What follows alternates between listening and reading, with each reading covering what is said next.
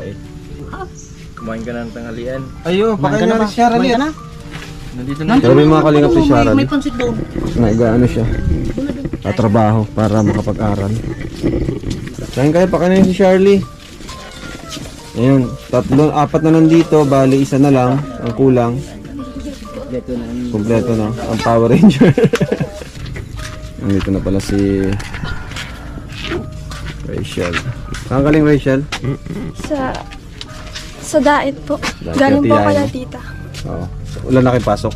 Wala na po, ano po, ng bakasyon na po. So, pag mga ganyan, umuwi ka na dito. Opo. Ayan.